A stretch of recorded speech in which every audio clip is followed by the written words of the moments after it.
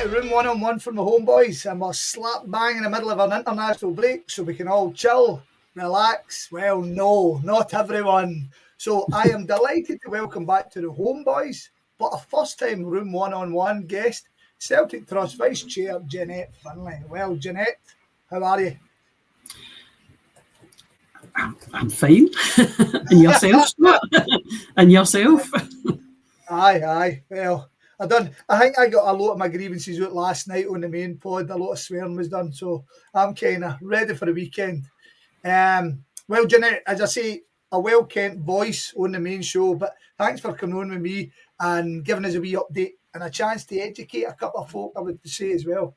Now, before we kind of go too far into trenches, can you give me just a wee status where the Celtic Trust is? Because I think I'm a member, I'm sure I am, and I'm sure a lot of people are, but we don't know what's happening now, especially with the collective coming up. Just how's the Trust looking?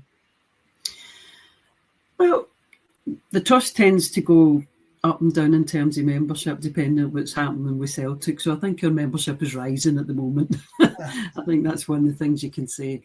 And this time of the year is always busy for us, because this is always a time when we get ready for the AGM. But this year's obviously, for all the reasons that I'm sure you know, is particularly busy. And that's to be expected. What's good about this year, in a sense, is that we're now here trying to do this as part of the collective. So it's a much broader effort, to get what we need to say in front of that AGM, to use that opportunity. I mean, a lot of people say, "Oh, what's the point? What's the point? You know, they'll just vote you down," and they just do not understand that AGM is so important to them, and they want to control it, and they want to have it. They want to show their wee videos and run through the elections, and have the wee question and answers that they manage as best as they can, and then a wee cup of tea in a way. That's what they want to do. And I'm quite proud of the fact that the Trust has, for years, often been able to at least force some type of conversation, at least make some point here. But the key thing about the AGM is, you'll have seen pictures there. I don't know if you've ever been, but you'll have seen pictures there if you haven't. They're all sitting up the front, every one of them. The faces that you barely could put a name to, the whole lot of them, they're there. And for that 2 hours or whatever it is, they have to listen to us. And they are very upset if their day is spoiled. So they do have to listen, they do have to hear what we've got to say. Now, it's a wee bit more than that. We can make inroads, we can actually force them to discuss certain things. And one of the things that's happened, come back, most of the Trust, we sometimes bring forward resolutions, they duly vote them down, and then lo and behold, they introduce them. So that's happened numerous occasions with numerous different things. So I don't get too downhearted that, the votes will be 98.96 against, I don't, that doesn't really bother me. That's a foregone conclusion. That's not what it's about. It's about saying, okay, this is the point at which you're accountable to shareholders. Now, I think yours is a fan organisation, but obviously we're constituted in a way that allows us to also be a shareholder body, which gives us certain rights. Then we have rights, and as long as the club is owned by a PLC, that's how we need to acquire those rights. I mean, I would hope for someday when it's not like that, but in the moment, that's what it is. And it's very easy to acquire those rights, even as an individual, by acquiring shares, turning up, making your point, casting your vote. And, part of the problem is, thousands and thousands of people have those votes and don't use them. And that's a really dispiriting thing. But every year we try harder and try to get people to use their votes. And last night we did a thing that we haven't done before, which was we had a wee event in Gracie's between 7, almost like a drop-in centre, like just turn up. If the problem is that you don't know, you've got your paper copy and you don't know how to, proxy, or you don't know how to vote, or you've got your electronic copy and you don't know how to do that, or you own shares, but you don't actually know, you're not registered on the site, or Celtic's lost track of you, or, all of those kinds of things. And we were able to help. Now, there wasn't a huge crowd because it was a horrible, horrible night. I mean, it was lashing. But we get, a good few people came in and we were able to sort them out. Scott, you appear to have gone. Am I talking to myself? Just crack on. Crack on. It's okay. Aye, so so that was great. People came, and that struck me as something that we should certainly do run about this time, and maybe much earlier in the voting period. But also struck me that we should probably do it routinely throughout the year to say to people, when there's no such a pressure and a time constraint, do you have shares? I do, but I don't know where they are. Come and see us. Did your granny leave you shares, but you haven't actually transferred the ownership? Come and see us. So those kinds of things, so that we can start to get shareholders. And if you have your shares and you get your AGM papers and you can do all that, there's one other thing you can do. You can register on the Celtic Trust shareholder portal. Now, that doesn't mean you're joining the trust. I mean, you're very welcome to join the trust, and we'd love you to join the trust, but you don't have to join the trust. All you're doing by going on that portal is you're giving us your name, your contact details, and your permission to contact you. That's it. That's all you're doing. And then from time to time, we will send what do you call it, emails saying either, we've got these votes, we've got these resolutions at the AGM, do you want to support them? Or maybe one day it'll be, we need to call this board to account, let's call an EGM, do you want to support that and see if you can get 5% together? So that's the kind of thing.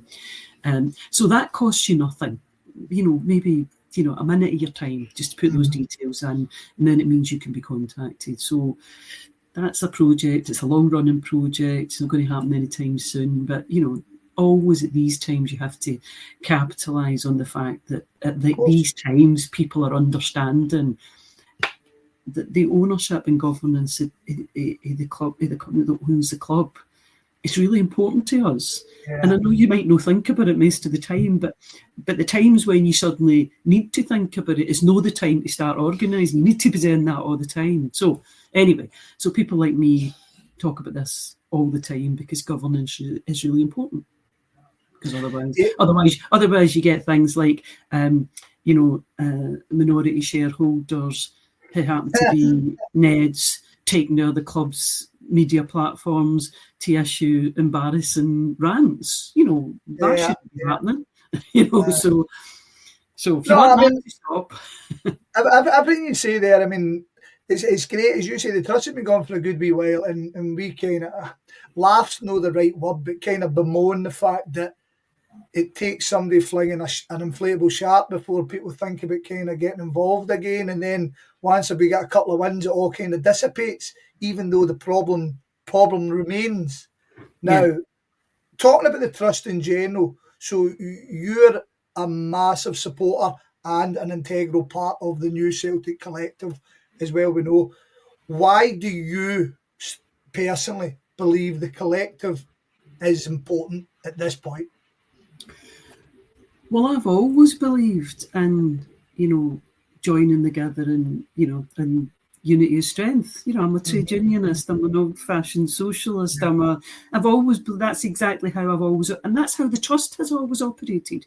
So for every single thing you can think of that the trust was involved in terms of campaigns, we've always tried to work with other groups. Yeah. We're the first one up to offer solidarity when other groups are under attack. We're the first one up to say, look, let's resolve whatever difficulties. If we can agree on this one thing, let's unite around this one thing. So that's basically the modus operandi of the trust, and has been, since we came into we're a mutual. That's what we are. We're like a credit union, in that sense. Well, that's the financial legal structure. It's a mutual. We mutually own the assets. So that is who we are. We would always be like that. And as individuals, that's what we believe in. So the collective is like, that's food and drink to us. That's what we believe in.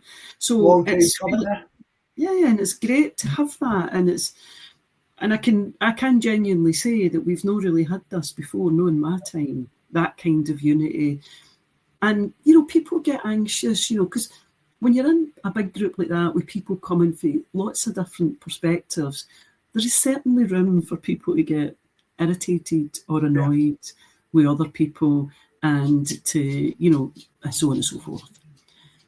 But you have to understand that will happen. I mean, we're not all hodding horns and singing Kumbaya, some of us might not even like each other, and that's okay.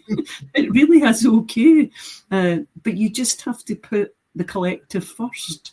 You just have to say, no, what we're doing here is what's important. And I can follow it with you, and I can tell you that I think what you're saying is rubbish and it will only work, and I can say this and I can say all of that, and I can doubt your motives, and I can think you're this, that or the other. But see, at the end of the day, we need to remain united in the pursuit of what we set out to do. And if that can become further down the road, an ongoing, existing, constituted body, that's a massive step forward for the Celtic support, a massive step forward. And then it's no, they're this, I don't like them, but I like them, and I don't like them, but I like them. You know what I mean? You can start to try and move away. You'll never get that yet, but we can start to try and move away from that sort of stuff. So I've got two questions right away. I've got one kind of cheeky one here, right? So Jeanette Findlay of the Celtic Trust, are you looking to go on the Celtic board? No, right. That's that sorted. Good. I can tell people that. No, and I never have been. Exactly. In fact, what you can tell them is, I would rather have my bum scrubbed with a wire brush. Well, there you go. That's the clip we're going to put out, right? I don't know if you. But so I'm just going to touch on the collective before we jump back onto the AGM stuff, and what we kind of hope for it. Again, a collective thing, and I'm allowing you to kind of use your expression here. What do you hope for, however realistic it is, to come out at the end, not even the end of the Celtic Trust, the Celtic Collective, Celtic Fans Collective? What's your personal aims? What's your hopes, short term, long term? Well, I think the initial aims are known, aren't they? There's first of all. I'm more you personally, right? Yeah. We've got collective aims, right? And we're all fighting for them. But you personally, what's your kind of? Well, there has to be change and complete. So what's my long term? What's my top of the line to Celtic to be owned and controlled by the fans? Celtic to be owned and controlled by the fans. And the Celtic Trust was set up and took 2 years to constitute with a constitution that could be the vehicle for doing that. Leave that to one side because we're not anywhere near there yet. Right, we're never near. Right, so leave that there. But that if you ask me what I want Celtic to be owned and controlled by the fans. I don't want it to be a PLC. In the meantime, and whilst people might say it can or can't work, it's a noble thing to believe in my opinion. So fair dues, right? It's a good. Yeah, I don't think of myself. I think of myself as quite a pragmatic and realistic person. Mm-hmm. So I do think, this is a football club, right? Yeah. Is it beyond the realms of possibility that in a very small country in Northern Europe, a group of people could come together and own their football club? That doesn't sound to me like fantasy land, right? It really doesn't. Take yourself out of, where we are sitting and look at that and think, oh my God, that could never happen. No, I mean, that's not, it's not an unrealistic thing. It's no like a way up there that you could never imagine it. It's no like it. So I think that's possible. What's difficult to see for where we are, absolutely. Yeah. In terms of that coming about, given the ownership structure, given all of that, it's quite difficult to see how that could happen quickly. But huge things in history turn like that. They just turn. So I don't rule out that might happen in my lifetime. But I could live with the fact that it might happen in my son's lifetime or my grandson's lifetime. I could live with that. So that's what I want. Forget that. it's not happening right, next week or the week after, I don't think. So let's just say that that's no that. So what we could reasonably look for is for our club to be run properly, to be the gold standard of corporate governance. Now this is business language. This is not the language of a revolutionary. This is just business language. We wanted to have the gold standard of corporate governance. That would involve having regular, you'd have a stable board, but there would be regular. And by the way, you're talking about every 69 years. You're not talking about, every week. You're talking about 69 years. You would have people, a changeover. You would have talent. You would have genuinely independent non-executive directors. So what independent means is they're completely independent of both the executive, so that's like the paid officials, and in this case, the biggest shareholder. So you would have and what independent would mean is Dermot Desmond would say, "Oh, I want to put a statement out on the thing," and they go, "No, Dermot, you're not. No, you're not doing that. We don't think that's good for the club. We don't want you to do that." Now, do you think that happened? Because I don't think that happened. I don't think they would even have been asked. So that's a really minimal thing to want, and to want people who are sitting around that table. I'm assuming there is a table. I don't know whether they ever even turn up. I don't know whether they even go to meetings. I don't know what they do. But you assume somehow in your head that there'll be meetings and they'll all sit around the table and there'll be an agenda and the chairman will say, right, we're going to talk about this and whatever, and there's a proposal to do X, Y, or Z, and people will put their hand up and say, I really don't think this should happen. I don't think this is good. I think we should actually be looking to do X, no Y. I think we should be. I do not think for 1 second that is what happens. No, I just don't think. I think they probably potentially share, I don't know, useful business experience or contacts or whatever today, or who shall we recruit to do this? Well, actually, no, I don't even think that, right? I don't even think that. So, okay, we've got a senior post we need to fill. What will we do? All right, do we have somebody that used to work for us, or do we have somebody that is, related to somebody that used to work for us? Is there somebody who used to work for us, or who's related to somebody who used to work for us, who knows somebody? Do we have somebody like that? Right. Now, you wouldn't run a corner shop like that. You wouldn't run a modern, successful business like that. You would have proper recruiting practices. You would have headhunters going out. You would have, who knows? Now, I'm sitting there the night and I can see they're now talking about, I've got a dog called Nancy, by the way. Talking about Nancy. I'm not sure whether this guy would be any better than my Nancy, but I don't know. But anyway, because I've no idea about him. But I don't need to know because I'm the customer. I'm paying. Yeah, exactly. Yeah. I don't need to know that.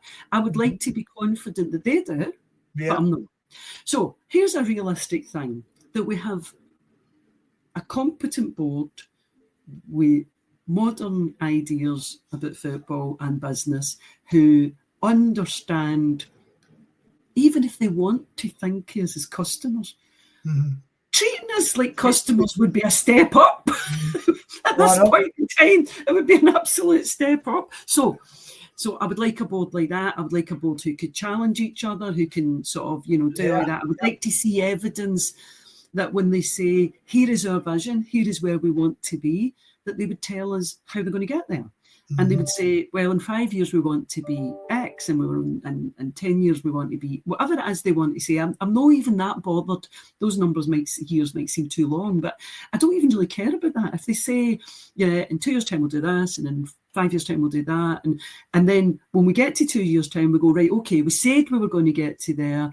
Maybe we're not there yet, but here's the reasons why we're not there. And we go, okay, that's fair enough. Well, that happened. So, if, COVID came, right, okay, that's what happened. So we had to do something different, or, whatever else it might be. Yeah, whatever, yeah. And you said, and then you look at their, there's such secrecy around the remuneration, committee, so what's the basis on which you're getting paid? Is it because you're reaching these targets? And who's assessing whether you're... And what it seems to me, and if somebody wants to come out and contradict me, if anybody, I'd love to, I'm sure you would invite them on here Scott, if any of the board wanted to come and tell us, have a chat, tell us that actually we're talking rubbish and that all these things do happen, and that here's examples of where we've challenged this, and here's examples of where, we have this vision and we're going to do this, and I'm not talking about post-it notes on the chief executive's like IDs, back his laptop or whatever it is he's doing, I don't know. So that doesn't seem an awful lot to want to move forward a bit. That just seems absolutely minimal. Where would that lead us? So we would want improvements, so if you think about things, non-football things, you'd want improvements in the stadium. I mean, I know I've said this hundreds of times before, but no hot water in the women's toilets. There's no hot water in the men's toilets in the whole fucking North Stand. I use are dirty articles anyway, but everybody knows men are dirty. You've probably heard this story. So it was a fella I worked with, a guy called Tam Wilson. He worked for Miller Construction, or he was working for them. And he walked round with Fergus when they were building that stand, and Fergus was saying, we need the hot water and stuff. And he says to him, football fans don't wash their hands. And the McCann's like, what? And he says, they don't wash their hands. No, just the men. That's why they didn't put hot water in. And you think about it, right? And that, however true that story might be, but see, after COVID, for us to get back into that stadium and there not to be hot water, but they're telling us to wash our fucking hands, you're saying, using a shower of rats, man. You don't care. So the women's toilets and the main stand, Scott, the main stand. The women's toilet hasn't, and it's never had it. They were never put in. No, that's disgusting. Mad. It's absolutely disgusting. It's an embarrassment. It's shameful. And every time you've mentioned, it's almost like, it's like almost like it's a laugh. It's not funny. So that's a tiny thing. I try not to use the toilets. I try not to get anywhere near them. So then, whatever. Jeanette, I'm going to jump on one thing, right? And it's frustrating me. It's frustrating me alongside the Not Another Penny campaign that we're pushing. Is the fact that, see the amount of people I know who have worked for Celtic. They say that Celtic is one of the worst employers. They lean on your love of the club. They don't treat people right. Anybody I know that's worked in the Celtic shop has got out of there as quick as they possibly could. Now, this is our club, and our club's a shitty employer. I find that embarrassing. And people are bringing up non-fucking hingy contracts and all that, and I'm going, that's shame on them. That's nothing to do with us. That's shame on Celtic. So sorry, I just wanted to get that. No, and I totally agree, which is why the Trust campaigned for years to get them to sign up to the living wage campaign. Now, they did end up paying the living wage, and nobody has told me any different, but I'm assuming they still do, and they upgrade every year. But they would not sign up to the Living Wage Foundation because they didn't want to be tied, first of all, to upgrade. They have upgraded, as far as I'm aware, and somebody, if that's now changed, but it did for years after it, they were upgrading every time. But it does also mean a couple of other things. So things like those really insecure contracts and the kinds of things they're doing, they're just abusive. So they didn't want to no do them. So that's why them. And they do all this subcontracting and everything. No, listen, it's an embarrassment in some senses. But I don't take responsibility for the behaviour of people who have really nothing to do with me other than they have a privileged position or something that matters to me. So I don't take responsibility for the behaviour of the British government in relation to Gaza. I mean, I'm outraged about it, and I will campaign against them, and I will go out in demonstrations about them, and I will tell them what they are. But I don't personally feel guilty about it. Yeah. Because I don't have, and I won't vote for anybody who did that, and I'll exercise whatever power I have, either by demonstrations and whatever, or by my voting patterns, to say, no, you're not speaking in my name. So I don't take responsibility for that in a sense, but it is shameful. It's an embarrassment for them. And I can tell you many stories of people who have approached me who have been bullied inside that organisation, who've been mistreated, who've been worse than that. In fact, I'm not even going to start getting into some of the things that I know directly from people who have come to me and said, look, this is what's happening. And it is absolutely terrible. Never been unionised, never the union inside the place, disgusting. So all of that is just completely a million miles away from what many of us, the ethos behind many of us.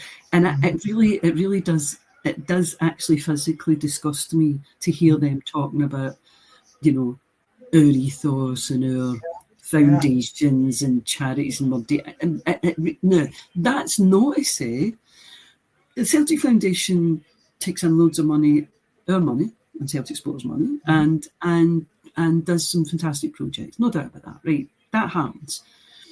But even I don't think that's enough. So I don't think that's enough for them to trade on a set of moral values and social values which they don't actually practice. Yeah. I think shameful. So coming back what changed it, I want a board that actually does really recognise who we are and what matters. And here's the really funny thing about this, sort of ironic thing almost. See if they did, I think that would be financially beneficial to them. I think people would really, using the phrase, buy into that.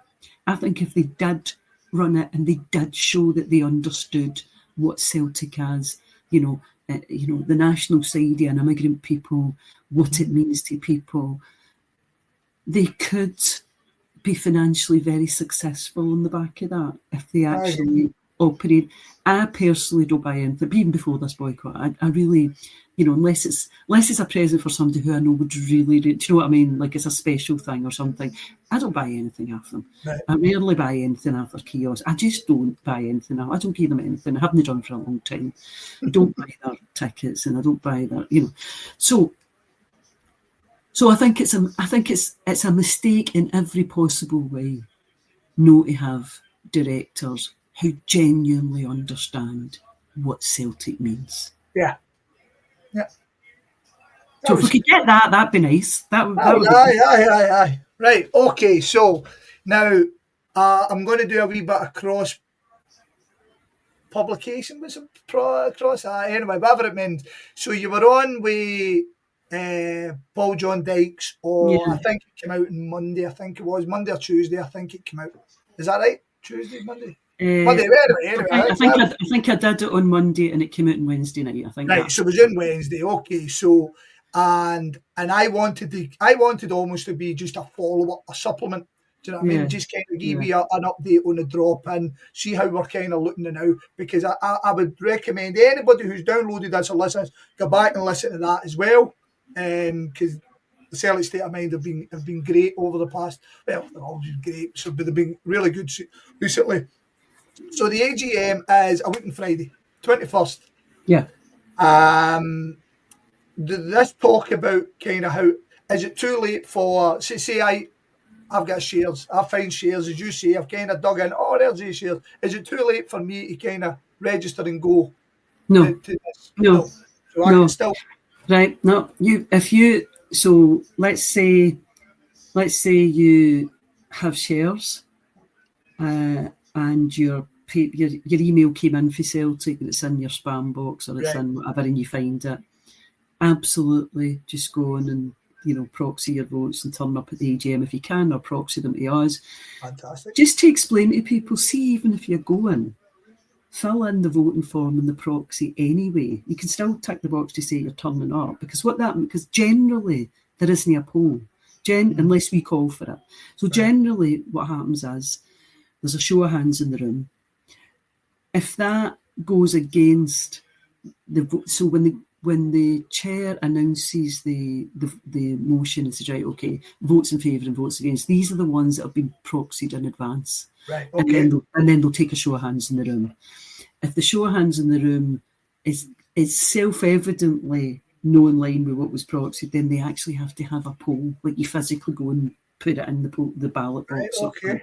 So that's why, even if you're coming, vote on your proxy, so fill in your proxy. So if that's your situation, that's the easiest thing in the world. Right. If you have shares, but you've become disconnected from Celtic in the sense that they don't write to you anymore, probably because you've moved and you never told them, And that could have been going on for a very long time. But you know that you had shares, and you may not even have the share certificate. You don't have to. You phone up Computershare UK, and you will find all the information on our site as well and on our social media. But you phone up Computershare UK, who are Celtic PLC's registrars, and you say, I own, and it has to be ordinary shares because those are the voting shares, the preference shares, right? So I own shares, but if you don't know, just phone up and ask. I own shares in Celtic, my name is whatever, and I lived at this address at the time when I bought the shares, or I lived in one of these two addresses, if you can't remember exactly, or whatever. And then once they've identified you in the shareholder register, they will then send you, and you say, here's my new address. They'll send you what's called a shareholder registration number. Once you have your shareholder registration number, your SRN, you can go into Computershare and just register an online account. And ever after then, all you have to do, if you want to change your address or you want to check your shareholding, you just log on and do that. So that's you done for good. You get your paperwork, you get your email paperwork, every AGM sent out to you. You click on a link, it takes you to where you can, or you go into, it tells you all you have to do, explains it all in the email. So that's fine. Right. And that's the kind of people. Even the people, I think the people who have been left shares by their granny, but never actually, the ownership was never formally moved over, might be a bit too late for them to get that sorted. But get it sorted anyway, because then you have them next year. So it might be a bit late. I don't know how long it takes to get those transferred over, but there's paperwork on Computershare which says for deceased members, and it tells you what you need to do if somebody has died, and who it is that's getting the, and you know who it is, the family knows who's getting the shares or whatever, and then you can go and basically, unless it's like a big estate of a certain value, you're just basically issuing a statement. I can't remember the word. The word escapes me there. To say, these shares are to go into the name of X. The shares move over, and then you go through all that process. So yes, the very simple answer to your question is it is by no means too late. So the last time that you can vote is just before 10:30 on the Thursday. So 24 hours before. Right. But if you've got it in paper, then obviously you need to get time to post that. So you probably want to be posting that by I would say Tuesday. But obviously, if you've not done it, post it on Wednesday and take your chances. You know what I mean? But Monday or Tuesday, it'd be in good time to get those posted away. But if you suddenly find them on Wednesday, well, take your chances and post them anyway. Right. Okay. So I've done that. Right. I've done that, and I've got myself ready. I've sent it away and stuff. And I'm going to this AGM on Friday. This is the first one I've ever been. Right. I'm ready to rock and roll, and I'm going with a collective in mind. What's my procedure? What time am I turning up? What am I looking for? What am I looking to do? In your opinion? Okay, so you're coming into Celtic Parks and the Kerrydale Suite. I'm assuming, so the meeting starts at 10:30. I can't say exactly when the doors open because I'm a little bit of a Johnny-come-lately. I tend to be a just-in-time sort of a person. Sometimes no even just-in-time, but anyway. So I couldn't tell you. Late, is it? It's because I'm very busy. Look, I would say probably best maybe get there for about 9:30. I'm sure there'll be a lot of people hanging about outside. In fact, I can guarantee you there will be. And that gives you some people to go in with. When you get inside and go inside where, you've all been in the Kerrydale Suite and you walk on, there's tables set up where the registrars are there, and you basically say, I'm Scott McCorry, and they'll go, right, okay, what's your address? And they'll just, it's like when you're voting, they put a wee line through with a ruler and put a line through your name, and that's you, there's your voting papers, and you go. And you go into the room, and the room will be laid out theatre style, so it'll be a central aisle, and then in blocks, maybe 4 on each side, maybe 3, I can't remember, I think probably 3. I can't remember. Anyway, so laid out in blocks. And then along the inside of these, there'll be mics. which are set out. I'm doing them like an air hostess. It's like here and here and there. Right, okay. So they're like that. And then what will happen is, let me just say what will normally happen is that the chair will open the meeting. Usually they'll say, "Oh, we've got these lovely videos where you can hear people." I'm wondering whether on this occasion they'll say, "Everything's fine. We've got a new manager for the." I suspect that may be the case. Yeah.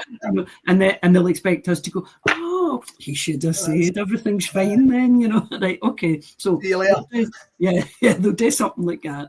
So they'll do whatever they're going to do. They'll announce these videos, and we're all supposed to sit and watch these videos and whatever. Then the formal part of the business is the motions. So the motions are set out in the agenda. So that's about, their annual report, it's about their accounts, it's about re-electing the non-executive directors that need to be re-elected, which is... That's all in this case again. Well, all of them, I'm not quite... So there's only one now who is at less than 9 years, and that's Brian Rose. And I think because he's over the 3 years, he has to be re-elected a bit, but I could be wrong. So if it's all but one, or else it's all of them, I actually get the paper sitting next to me. I could look, but it doesn't really matter. So they'll go through the elections of them, and then there's some. Basically, so can they appoint the auditors? You can appoint the auditors. You should at least be able to manage to do that. Can we decide how much to pay the auditors? Yeah, I think we can probably trust you to do that. Well, who knows?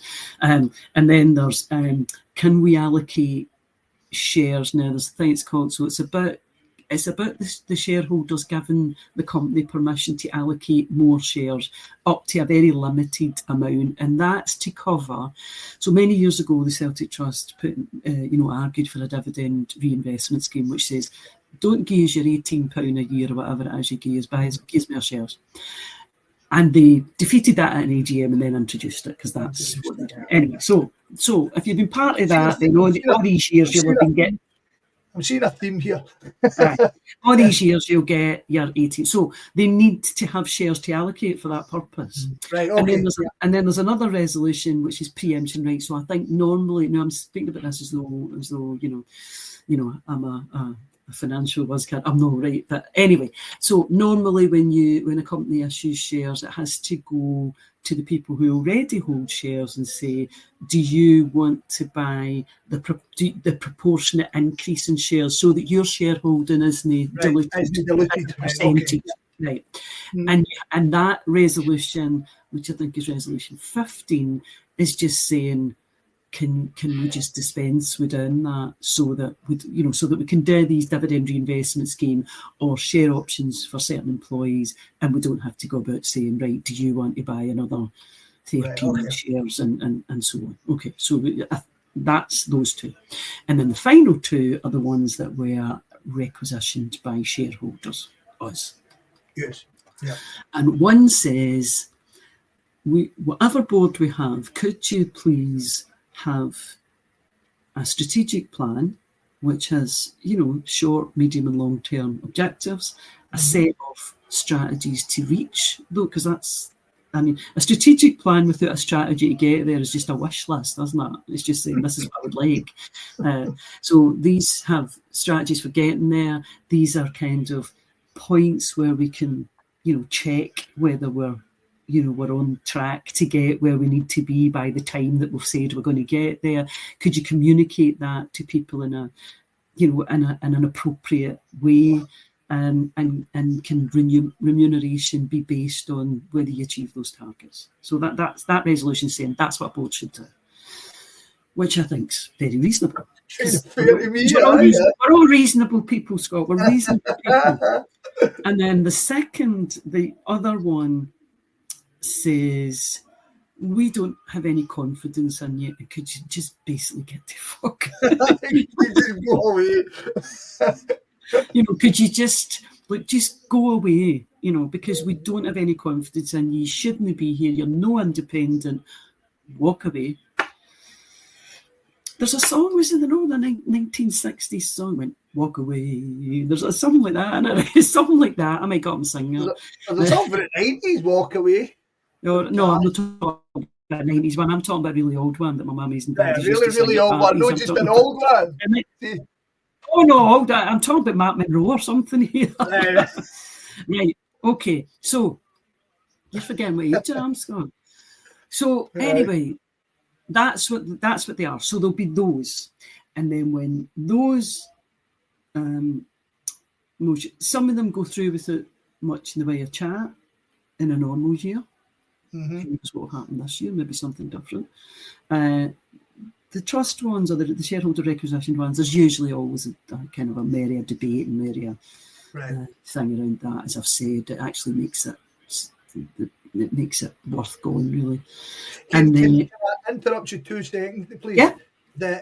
See, over the years, I can imagine the go away one gets stronger every year, but has there been much change in the proposals or the kind of things that you've been putting as a Celtic Trust? Because I believe that you've been every year you're sticking them in. Yeah, I mean, the last few years I haven't been every year, but I have been sometimes for work. I couldn't get it. It was a Friday morning, so sometimes I couldn't get it. So I've not been to every single one. I've been to a lot. No, they're different every year. So some of them, well, as I said, there was dividend reinvestment, living wage. We wanted them to set up to do a review of services for disabled supporters. So there's loads of different themed ones. They're not all using absolutely crap. Gonna go, although.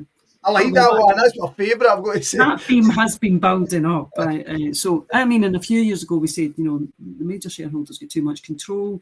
What we need is, you heard me talking about that in a meeting not that long ago, the major shareholder has too much control, and there should be a minute of agreement to protect small shareholders' rights. And really, when I say that, fans' rights, because you're dominating when you shouldn't be dominating because you don't have a majority shareholding. Those kinds of things. And we've raised the issue about the length of time the Neds have been in and how they're no independent. We've certainly raised that before. So the various things happen. Anyway, when all of that is finished, and when all the shouting and bawling is finished about that, then they go, right, okay, it might be 30 minutes, it might be 45 minutes, question and answer, and people can just go to the mics and ask questions. And that, I think, has changed also over the years. I mean, often there's people, it's just the moment. It's their moment in the limelight they get up because they think they've got a really funny thing to say.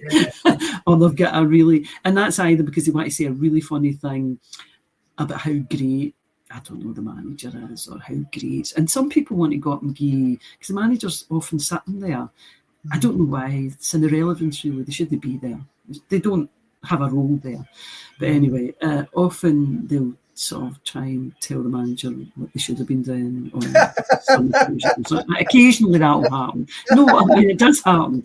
And then there'll be people who want to talk about puddles in the car park, and there'll be people who want to talk about the standard of the catering, which is not an unreasonable thing to want, but no, maybe not an AGM, but so the standard of the catering's bad. We all know that.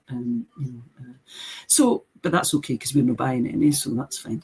And then that's that, and then it closes, and you can stand about and have a cup of tea and chat to people if you so wish. So that's. Did they hang about the No, they show. No, I mean they might. You might. Clap them out as well. Thanks, lads. Well, I don't, but anyway. But I would happily clap them if they were leaving for the last time. If they were coming back? I would personally organise a guard of honour if they agreed to just go. But anyway, so don't let the door hit your arse on the way out. But anyway, look, that's what, if you're coming for the first time, that's what it'll look like. But I wouldn't worry this year because you'll not be alone. You'll turn up, there'll be people you won't feel out of place because there'll be lots of us there. There have been years when, the trust is pretty much sort of an irritant, the gnat bite on an elephant's arse sort of thing for, well, there's a few in the room and we're doing about it. Although, what I would say is, I've never actually known any of the trust resolutions not to win in the room. Right. They do win. Well, they do. Yeah, they do. Yeah, they do one in the room. I've never really noticed. Somebody's going to jump up and contradict me. You know what I mean? Some smart arse is going to come and say, "Well, I was there in 2011 and this happened." You know, but whatever. In general, it isn't the case. We usually carry the room, I would say, pretty consistently. He's come for the betterment of the club, so you know what I mean, and the betterment of the people.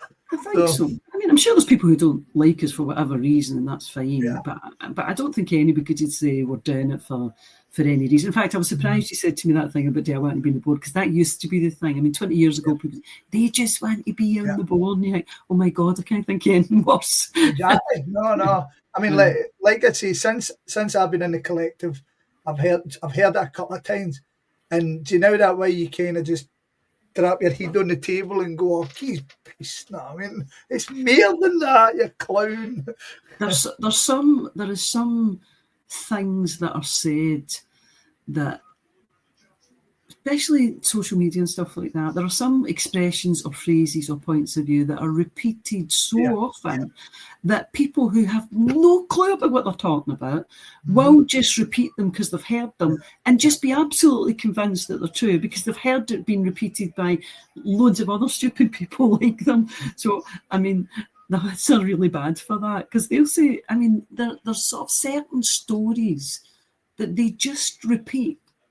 Like, one of them is, it was the Celtic fans that wanted the Offensive Behaviour Act. That's one of them. Like, they'll just repeat that. I've heard it thousands of times, and nothing will convince those people that just didn't happen. And in fact, not only did it not happen, but it's on public record that we were the first to oppose it and say no.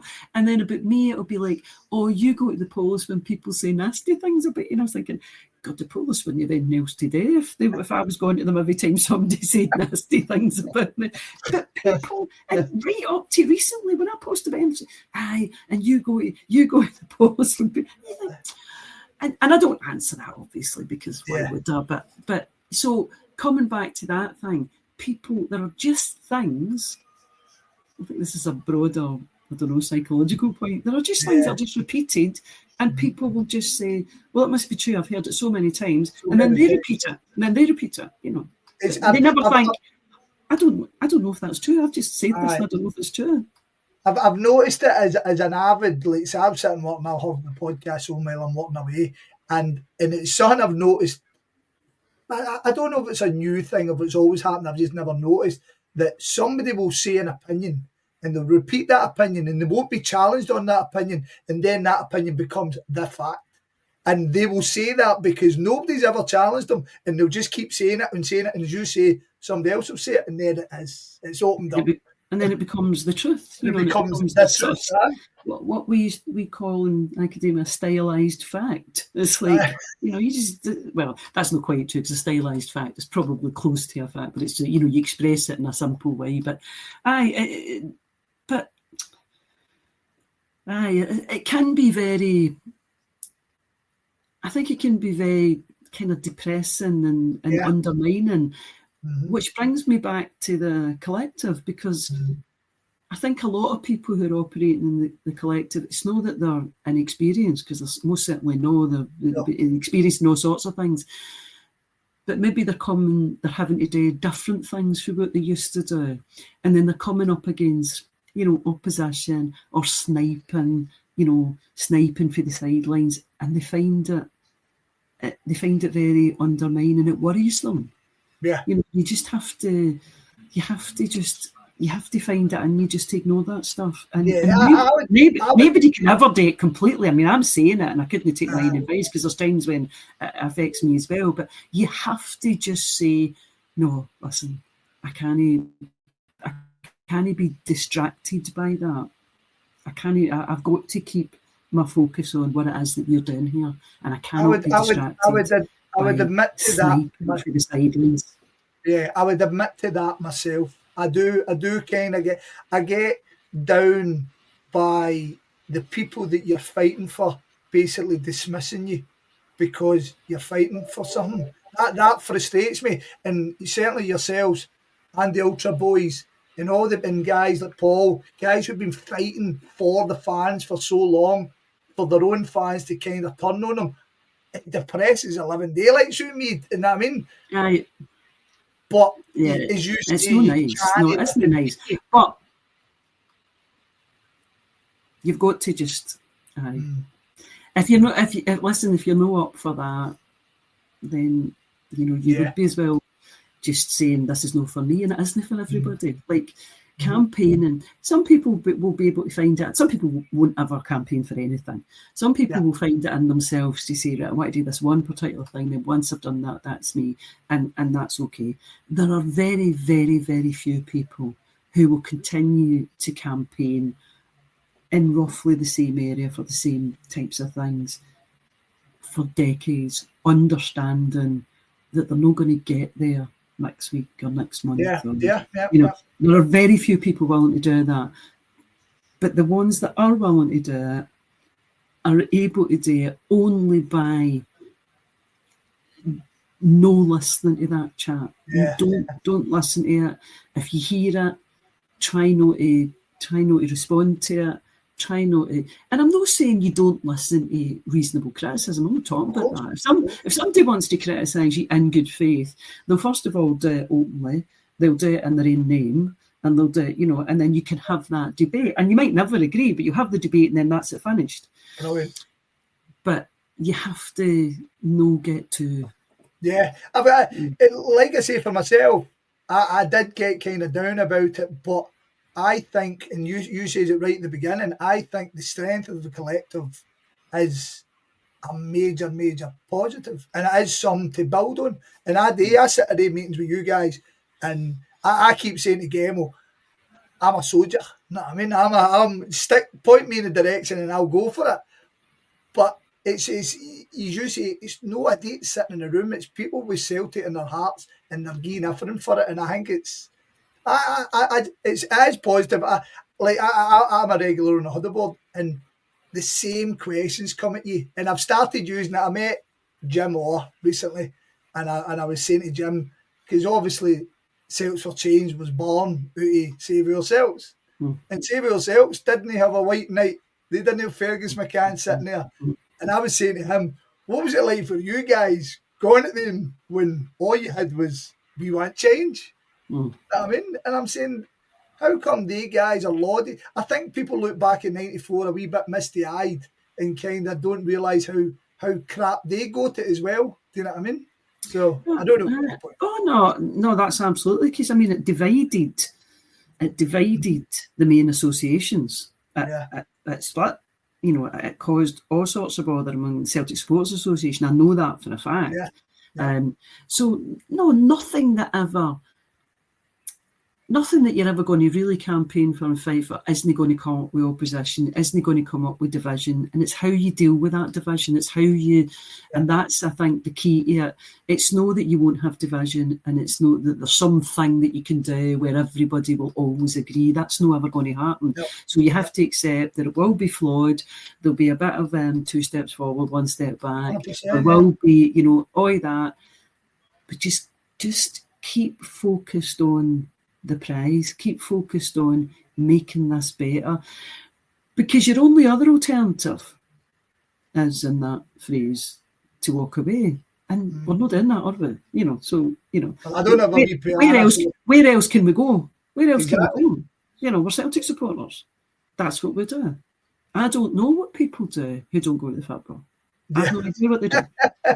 Right. And I'm hoping not to find out.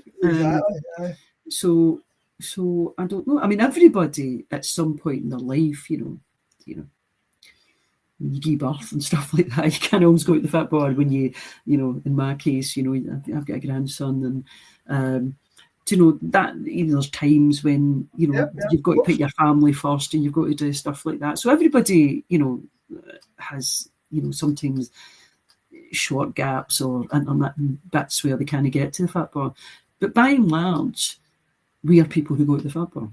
And I don't know what you do if you don't. So you can't walk away from these fights, because when you come back, it's still there. It's not, you can't choose, right, well, I'm just not going to support Celtic anymore. If that's the way they're going to behave. You're not going to do that. So stay united and try your very best not to listen to the snipers for the sidelines, because they won't achieve anything ever other than to continue to snipe. Exactly. Well, right. So we're on a home state here, and I'm just going to finish it off with. Do you think? So we've touched on it already. So it's looking likely that your Doug is getting the job for Celtic. This with Nancy, right? And should they present him a day, and do you think they'll stick him at a seat at the AGM? And then my next question is, do you think that Dick Dastardly himself might be sitting beside him? Well, you're asking me just to. I mean, I think if they did sign him between now and Friday, they will. They will. They definitely will. They will be desperate. He'll be like a human shield. That's what he'll be. He'll be a human shield. They'll stick him again, like for me, morally, that I think that would be a horrible thing to do. Yeah, because they know. But that for me, I would be like, no chance you're getting in. We'll pony it up, but this is the people we're talking about. Yeah. No, they shouldn't do that, but they would. They absolutely would. Right. Yeah. And if the guy's there, that's fine. We said, that's fine. We'll talk to you later. We've got some other business to do. You know what I mean? It's not. Listen, just to be clear, there will be people in that room who that's all they'll want to think about. Because you have to accept that there are people who it's just about Celtic. Just being inside that hall on that day every year is enough for them. Just being able to float about near proximity to, the manager and the directors. That's all it is for them. And I'm not deriding people. If that's what they are, that's what they are. But that's not what I'm about. It's not what you're about. It's not what the collective's about. So nobody's going to want to make the guy uncomfortable, or if he's been appointed, he's been appointed. What can you do? That's that. Whatever you think of that. But that cannot be used. That cannot be used as a way to say we're not going to say the things that we need to say to this board on Friday. So that's the first thing. Good. Dermot Desmond be there. That's an interesting one. It's another study. I should have studied psychology rather than economics. Because it is really, it's about saying this guy, he's such a sort of he's a narcissist, isn't he? He's just like, it's all about him. And I wonder whether he would be so knowing what's being said, which he undoubtedly will, about what we think about him and how that's becoming much more vocalised. People are saying that now. Whether he would say, well, I'm just going to turn up. He's just going to have to put up with me. But on the other hand, is he going to actually put himself there? It's like putting up. What's the things you throw wet sponges at? Or you throw custard packs or something. And he would be putting himself up to so-called the flag. And do you know, I'm not sure he would. In fact, I'm not even sure. What would be worse if he put his poor boy up? Imagine. Sure, he's not a poor boy, but you know what I mean. Oh, I know what you mean. Say to his boy, you go. I don't know. I've no idea. He doesn't go. I think it's 2006 since he's been. Wow. So I can't see it. But then he doesn't normally go to Falkirk games either. No, exactly. Well, that midweek. I kind of laid my question. So what happens there? So the answer is I don't know. It'd be interesting if he did. It doesn't matter in the end, in a sense, whether he does or he doesn't. Exactly. This is no about. It's not even about targeting individuals. It's about people who are in that role. So, we want, and I want Michael Nicholson to leave. I want Peter Lawwell to leave. I want. I've actually forgotten his other name. I've forgotten the finance director's name. Chris Mackay. Oh, Chris Mackay. So I would write out my head there. So we want them to leave. Do I hate them? No, of course I don't. Could I say hello, how you doing? And of course I could, and I have done, because I've been in meetings with them for years. So I do actually have Chris Mackay less so, but Michael Nicholson and Peter Lawwell, years and years and years. I've been in, no in their, I don't mean I socialise with them, because obviously I don't, but I've been in meetings, we're human beings. We interact and we go, how you doing? And, your family and blah, blah, blah, and that kind of thing. You can do all of that. So this is not about individuals. Mm-hmm. This is about saying, this post that you're in requires change. It needs somebody else because you're currently not doing this job right. Mm-hmm. That's what it is. And I would have no difficulty. I wouldn't feel awkward or embarrassed or anything, if I was to come across, I don't know, Peter Lowell walking his dog up my street or something. I mean, he doesn't live anywhere near me, so I don't even know if he's got it. But you know what I mean? If I was just to happen to bump into him somewhere, I wouldn't feel it's awkward because I've been openly criticising and I wouldn't feel awkward at all. And I've no doubt he wouldn't either. Because this is not about individuals. It's not even about that. And you've heard what I've had to say about Dermot Desmond. He's not my favourite person. But it's not even about him. It's about the role. It's about him being in. It's about anybody being in the position to do what he's doing. Yeah. And we need to combat that. We need to oppose it. We need to keep opposing it until we get change. I agree wholeheartedly. Right, so we'll finish it up there. So next Friday, 21st, if you've got all your ducks in order, get your ass there and get rattled into their heads. Before we go, where can folk find you on social media should they wish to follow you? And kind of more importantly, where can they find the Celtic Trust and how maybe even join? Okay, so they can find in terms of, say, X, I know you're not supposed to tell them to be X now, but frankly, that's still where most football fans are. Yeah. So I think, what am I at? So I halved my two names because at the time when it started, you couldn't get your full name. So I'm at JeanFind. So I halved my two names. So at JeanFind. That's me on X. And the Celtic Trust is at the Celtic Trust. One word. So that's them. But if you want to join the Celtic Trust, then you can go on to celtictrust.net and go in and just join on the site. That's what you do. Brilliant. Welcome. Thank you very much for giving me your Friday night to sit and have a wee chat. Always educational. I'm sure next time we'll have more sweary words at the back end. It'd be good to have a follow-up to what actually happens this year because that's it. I think it should be interesting. Yeah. We'll have a couple of cans for that one. Definitely. Right, Jeanette, thank you very much. Thank you. Thanks for having us on. Come gather round, you people, you women and you men. Once more our backs are to the wall, we're being attacked again. Which side are you on? Which side are you on? Which side are you on? Which side are you on? We've fought a million battles to defend our hard-won rights. We're going to have to fight again and ask you here tonight. Which side are you on? Which side are you on? Which side are you on? Which side are you on? Thatcher sent McGregor to smash the NUM and break the workers' unity and ask you once again, which side are you on? Which side are you on? Which side are you on? Which side are you on? And the Tories rant and tear their hair and shout democracy. But the kind the Tories have in mind is not for you or me. Which side are you on? Which side are you on? Which side are you on? Which side are you on?